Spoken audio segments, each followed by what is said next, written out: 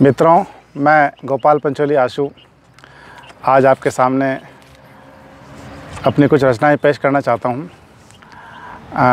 मैं आपको मेरा परिचय दूं। मैं पुलिस विभाग से हूं और मुझे इस बात का बहुत गर्व है कि मैं पुलिस विभाग में नौकरी करता हूं। मैंने पुलिस विभाग में के दौरान पुलिस विभाग की सीआईडी में और एंटी करप्शन डिपार्टमेंट में भी नौकरी दी है।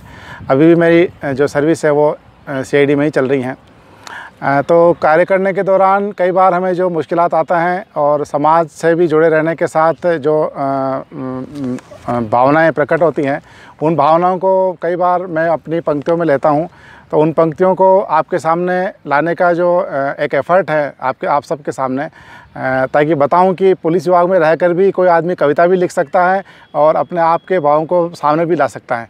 तो इसी प्रकार का जो मेरे विचार हैं वो आप सबके सामने रखना चाह रहा हूं और अपने डिपार्टमेंट के बारे में बताऊंगा आपको कि मेरा डिपार्टमेंट किस तरह से लोगों का सहायता करता है और किस तरह के उनके ऊपर उनकी जो भावनाएं होती है उनके सामने उनको फेस करना रहता है।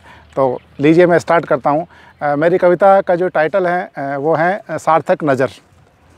पलट के जो घुमाई मैंने मेरे विभाग के कार्यक्षेत्र मैंने मेरे विभाग के कार्यक्षेत्र की गतिविधियों पर नज़र। पलट के जो घुमाई मैंने मेरे विभाग के कार्यक्षेत्र की गतिविधियों पर नज़र, तो देखा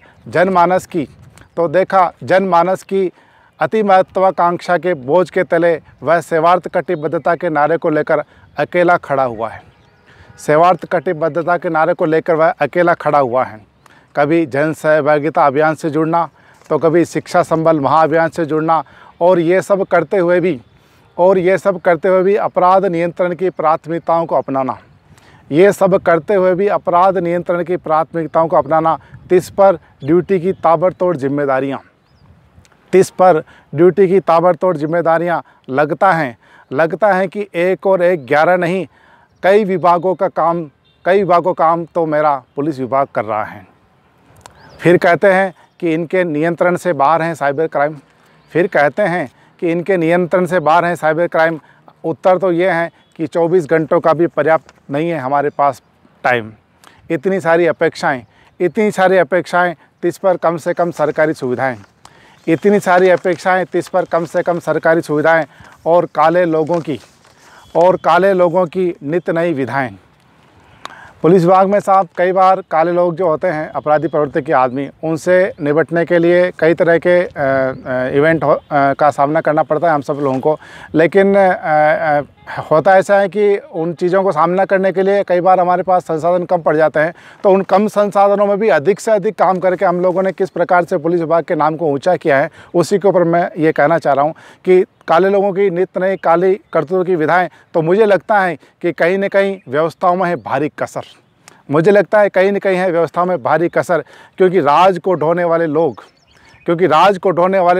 जब तक इन पुलिस वालों को अपने रूप में कार्य करने की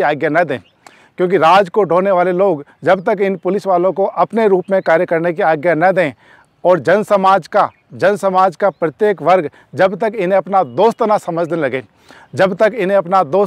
लगे, तब तक ये पुलिसकर्मी 24 घंटे के 84 के फेर में ऐसे ही उलझे रहेंगे। आशु राज और जनता की आकांक्षाएं नित्य बढ़ेंगी, परंतु मेरे दल का विश्वास, मेरे विभाग का विश्वास कभी कम न होगा। ऐसा मुझे विश्वास है। भारत माता की जय।